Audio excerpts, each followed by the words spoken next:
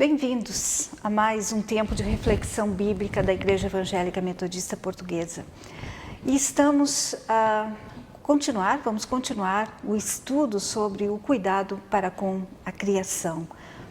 Criação que é a oikumene de Deus, toda a terra habitada, toda a criação.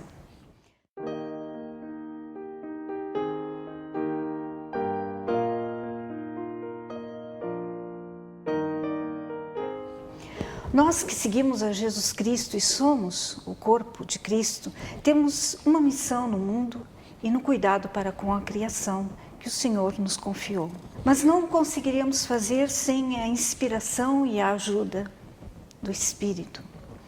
O tempo que estamos a viver é mais do que desafiador, é um tempo de perigo e um tempo de urgência. Mas é também um tempo de anúncio, de denúncia e de esperança. A pequena oração, Vem Espírito Santo, renova toda a criação, foi o tema da 7ª Assembleia do Conselho Mundial de Igrejas, quando esteve reunido em 1991 na Austrália, e foi a primeira vez que esta Assembleia escolheu a terceira pessoa da Trindade para colocar nesta sua pequena oração, tema. Não tenhamos medo, mas firmeza na verdade. O Espírito do Senhor está conosco para nos animar, para nos inspirar e para nos conduzir à vida. No princípio criou Deus os céus e a terra. A terra, porém, estava sem forma e vazia. Havia trevas sobre a face do abismo e o Espírito de Deus pairava sobre as águas. Então formou o Senhor Deus o homem do pó e da terra e lhe soprou nas narinas o fôlego de vida, e o homem passou a ser alma vivente. O Espírito de Deus é um mistério, mas revela-se a nós continuamente, quando estamos atentos e disponíveis para a sua ação. Mas a iniciativa foi e é sempre do Criador, nosso Deus. Espírito, fôlego, sopro, vento. Do Espírito, muito mais do que falar dele, temos invocado a sua presença e procuramos a relação com ele. Vem, Espírito Santo, não é o que dizemos? Ao invocar a sua presença, sabemos que já está presente entre nós e é quem fomenta toda a relação, todas as transformações necessárias e potencializa a vida. Vamos relembrar que no Antigo Testamento o Espírito de Deus, a Ruá de Deus, em hebraico Ruá é uma palavra no feminino. A Ruá de Deus pairava sobre as águas. Diz assim em Gênesis, Espírito de Deus pairava sobre as águas. Reparem a bela imagem que gera a vida, tal como o útero originário de todas as coisas que existem. Cito Adroaldo Palaoro, um sacerdote jesuíta, que expõe de modo poético sobre a Ruá de Deus. E passo a citar. Trata-se de uma bela imagem da matriz ou do útero originário, fecundo de tudo quanto existe. Tudo é amorosamente acolhido, fecundado, gestado, carregado neste grande ventre cósmico que podemos chamar de divino, Deus. Alento, sopro, vento, respiração, força, fogo. Com nome feminino que fala da maternidade e da ternura, da vitalidade e carícia. O seu calor gera harmonia no caos, realça a beleza e a originalidade de cada criatura, dando a cada um o seu lugar, o espaço que necessita para potencializar o seu ser. Nesta relação adequada, cada erva, cada montanha, cada ser que vive tem o seu lugar e o seu sentido. Ao ouvirmos que o Espírito pairava sobre as águas, é preciso ter em conta a riqueza do hebraico, que subverte em sua cosmovisão e linguagem a nossa maneira de compreender o mundo e tudo o que existe. Pairava pode também ser traduzido por vibrava. Tudo vibra no universo, dos átomos às estrelas e galáxias, pedras e plantas, animais, assim como seres humanos e aquilo que realizam de belo, como a música, a dança e também o silêncio, ou a compaixão e o sentido de justiça, a busca de conhecimento, a busca de Deus. Desde o âmago de Deus a todas as coisas que existem, tudo é vibração, tudo é fluxo e potência de ser. Afinal, somos criados à semelhança de Deus. Toda a vida é vibração, é fluxo e energia, pois recebe o sopro do Altíssimo, ou seja, recebe o Espírito de Deus, a Ruá divina.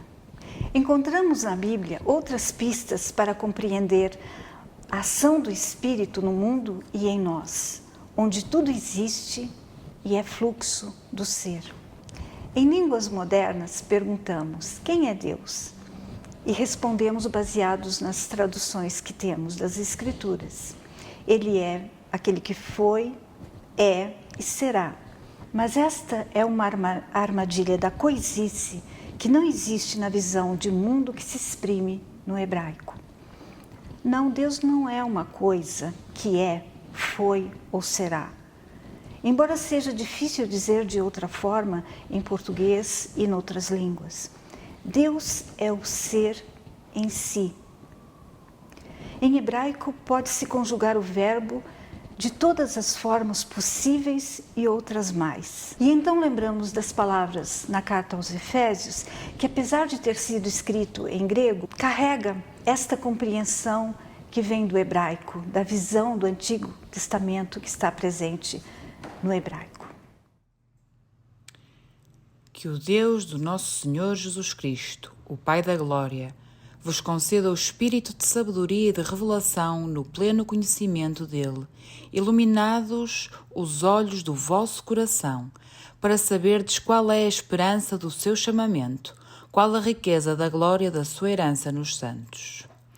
E pôs todas as coisas debaixo dos pés, e para ser o cabeça de sobre todas as coisas, o deu à Igreja, a qual é o seu corpo, a plenitude daquele que a tudo enche em todas as coisas. Essas palavras não nos remetem à missão diante dos desafios tremendos que estamos a viver no presente? Os desafios climáticos do presente que colocam em risco as nossas vidas e o futuro das próximas gerações? Teria Deus nos abandonado? Teria Deus esquecido de nós? Não, Ele nunca nos abandona, sabemos disso. Na verdade, está tão perto que está em nós. É essa tradução que nós encontramos nas Escrituras. Não nos enche de esperança que o Senhor conta conosco e a boa e perfeita vontade de Deus há de se realizar por seu poder e graça? Vejamos ainda a compreensão do apóstolo Paulo em Colossenses 3. Quando Cristo, que é a nossa vida, se manifestar, então vós também sereis manifestados com Ele em glória.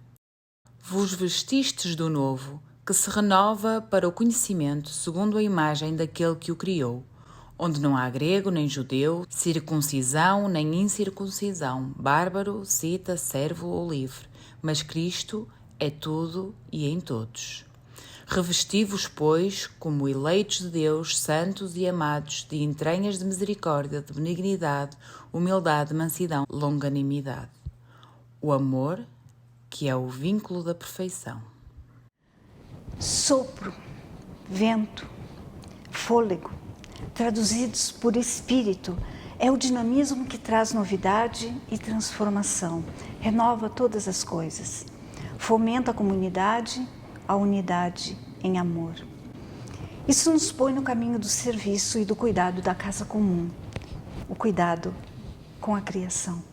Nas palavras de Jesus, temos uma outra forma poética de dizer isso mesmo. Eu sou o pão da vida. Ao dizer assim, ele relembrava o eu sou que Moisés ouviu do Eterno, que a ele se revelava. Assim, quando Jesus diz eu sou, remete diretamente à sua divindade. Quem conhece o Filho, conhece o Pai. E como dizemos no ritual de Santa Ceia, comamos sempre deste pão, para a missão que agora temos pela frente, como comunidade do Senhor, corpo de Cristo. Soprou sobre eles e disse: Recebei o Espírito Santo. Ao cumprir-se o dia de Pentecostes, estavam todos reunidos no mesmo lugar. De repente, veio do céu um som, como um vento impetuoso, e encheu toda a casa onde estavam assentados. E apareceram, distribuídas entre eles, línguas como de fogo, e pousou uma sobre cada um deles. Todos ficaram cheios do Espírito Santo, tal como foi dito por intermédio do profeta Joel. E acontecerá nos últimos dias, diz o Senhor, que derramarei do meu Espírito sobre toda a carne. Vossos filhos e vossas filhas profetizarão, vossos jovens terão visões e sonharão vossos velhos. Até sobre os meus servos e sobre as minhas servas derramarei do meu Espírito naqueles dias e profetizarão. Esperançoso este testemunho que recebemos para este tempo e para todos os tempos. E o Espírito do Senhor está sempre silenciosamente presente, mas pleno de vida. E é aquele que tece e une, tece as redes que promovem a vida. Repara o que foi partido e rasgado, e nessa ruptura separaram-se da fonte de todo bem. Para esta fonte todos podemos novamente convergir. Convergir para a fonte de todo bem, para reencontrarmos a vida plena e o sentido. Ao início partilhei a oração que foi tema de uma assembleia do Conselho Mundial de Igrejas. Vem Espírito Santo, renova toda a criação. Vale ainda referir para nossa edificação os 4 subtemas que inspiraram as reflexões naquela ocasião. Doador da vida, sustenta a tua criação. Espírito da verdade, liberta-nos. Espírito da unidade, reconcilia o teu povo. Espírito Santo, transforma e santifica-nos. Como podemos perceber, o Espírito não é coisa de outro mundo. É deste tempo e mundo em que vivemos e sopra aonde quer, como diz em João 3:8. Importa ainda, na senda do Evangelho de João, nascer de novo, nascer do Espírito para vermos o reino de Deus, para participarmos na sua construção. É desafiador compreender Deus em sua relação conosco e com todas as coisas a partir de testemunhos com uma visão de mundo tão diferente. É o desafio que nos é feito, compreender e buscar relacionamento com o Espírito que em nós habita e realizarmos a nossa vocação no mundo. E esta é uma missão tanto pessoal quanto comunitária. Não estamos sós, graças a Deus. O Espírito Santo fomenta a unidade na diversidade, fomenta a integridade, santidade da criação, para que a boa, agradável e perfeita vontade de Deus se torne realidade. Assim o Senhor nos ajude. Amém.